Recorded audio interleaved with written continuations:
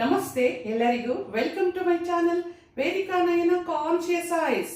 ನೋಡಿ, ಯಾರಿಗೆಲ್ಲ ಗುರುಬಲ ಇಲ್ಲ ಅಂತ ಯಾವುದೇ ಒಂದು ಶುಭ ಕಾರ್ಯ ಮಾಡಬೇಕಾದ್ರೂ, ಯಾವುದೇ ಒಂದು ಒಳ್ಳೆಯ ಕೆಲಸಕ್ಕೆ ಹೋಗ್ಬೇಕಾದ್ರೂ ಗುರುವಿನ ಆಶೀರ್ವಾದ ನಾವು ತಗೋಬೇಕು.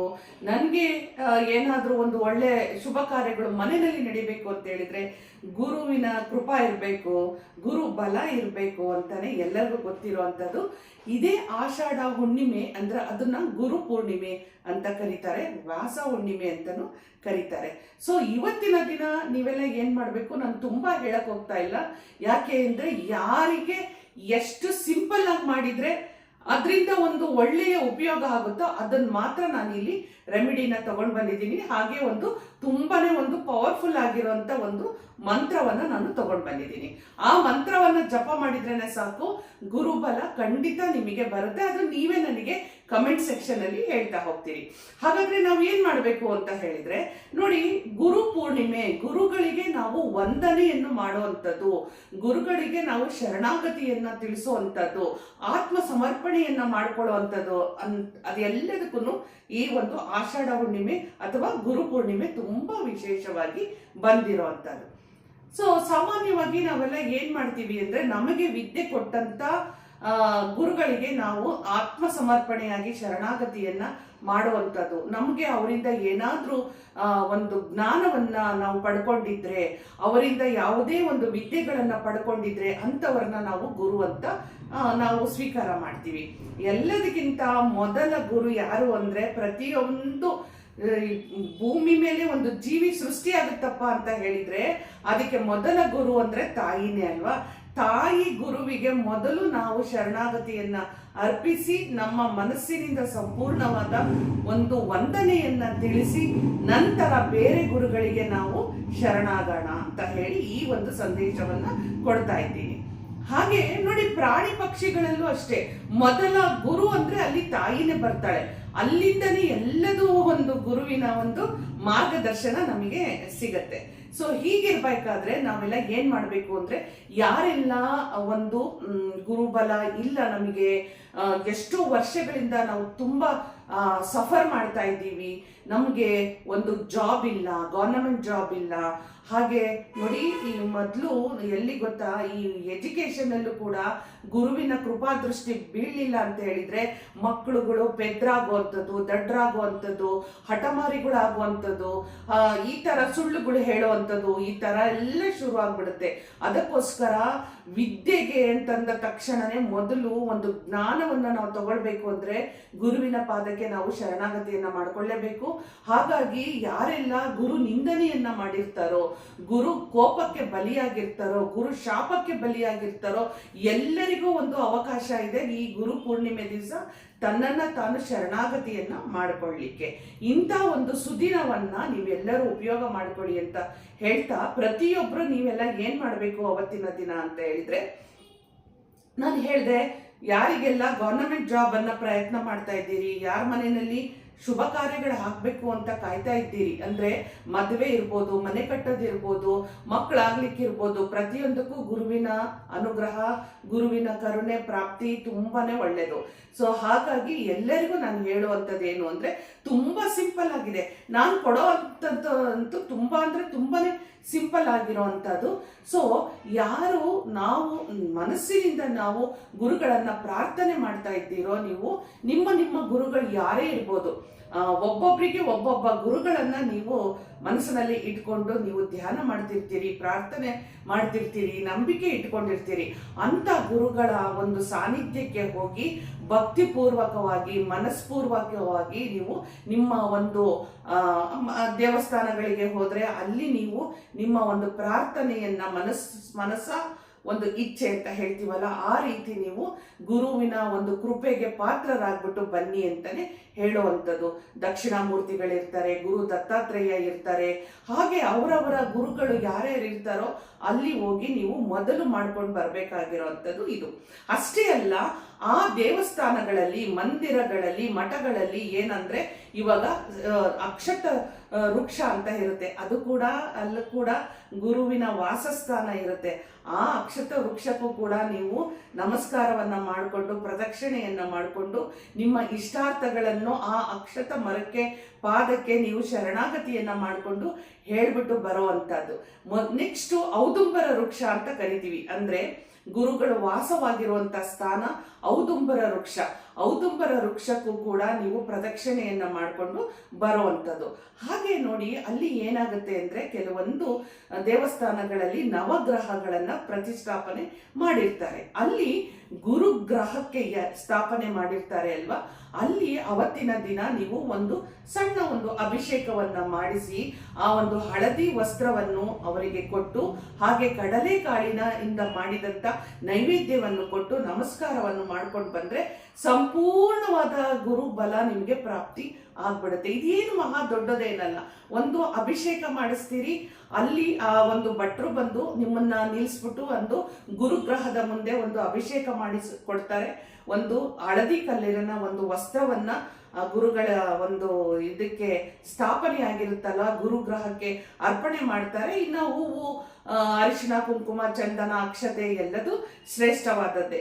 ಅದರಲ್ಲೂ ಗುರುಗಳಿಗೆ ಕೇಸರಿ, ಚಂದನ ಬಹಳ ಶ್ರೇಷ್ಠವಾದಂಥದ್ದು.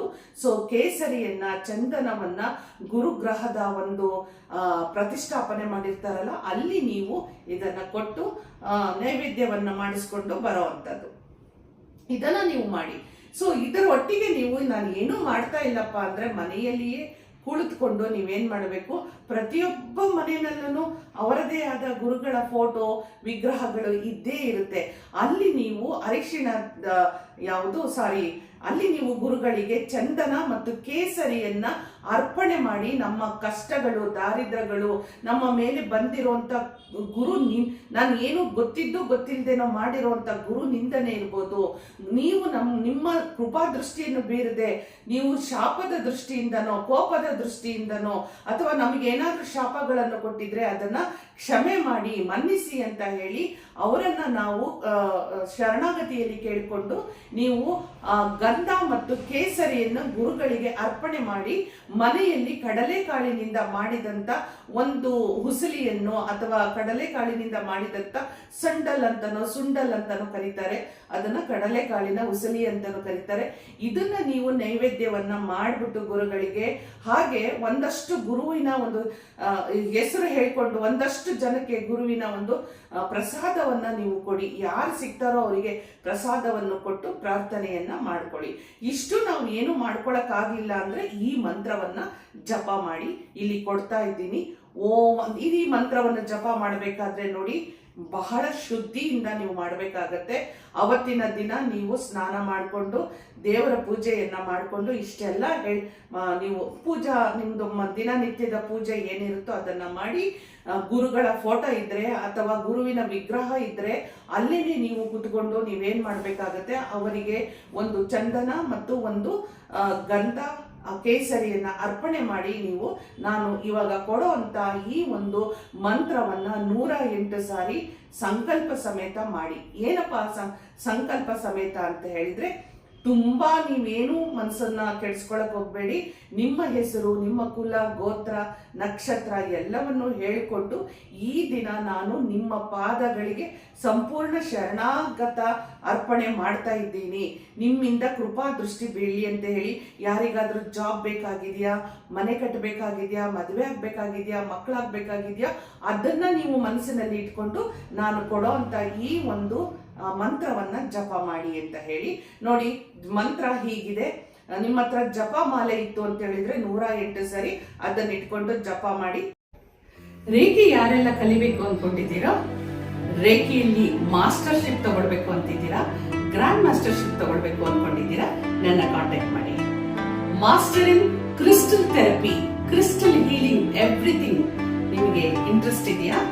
ಹಾಗೆ Angelique therapy, masters in angel therapy, ಹಾಗೆ ಹೀಲಿಂಗು, ಏಂಜಲ್ ನಂಬರ್ ಅಲ್ಲಿ ಸ್ಪೆಷಲಿಸ್ಟು, ಯಾರಿಗೆಲ್ಲ ಇಂಟ್ರೆಸ್ಟ್ ಇದೆ?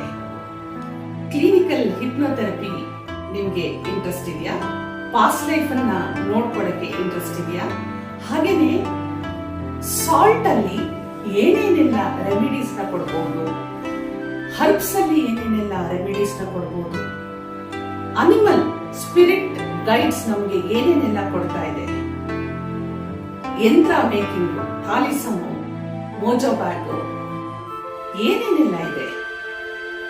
ತುಂಬಾ ಕೋರ್ಸಸ್ ನ ಕಂಡಕ್ಟ್ ಮಾಡ್ತಾ ಇದ್ದೀವಿ. Law of attraction, money reiki, manifestation class, wolf magic begins now. Wolf ಇಂದ ಸಾಕಷ್ಟು ರೆಮಿಡೀಸ್ ಇದೆ. ವುಲ್ಫ್ ಅನ್ನೋಂಥ ಅನಿಮಲ್ ಏನಿದೆ ಅಲ್ವಾ, ಈ ಸ್ಪಿರಿಟ್, ಆ ಪವರ್ ನಮಗೆ ಏನೇನೆಲ್ಲ ಕೊಡುತ್ತೆ ಅಂತ ಹೇಳಿ ವುಲ್ಫ್ ಸ್ಪೆಷಲಿಸ್ಟ್ ಆಗ್ಬೇಕಾ. ಯಾರೆಲ್ಲ ಕೋರ್ಸಸ್ ನ ಕಲಿಬೇಕು ಅಂತ ಇಂಟ್ರೆಸ್ಟ್ ಇದ್ರಿ ನೋಡಿ.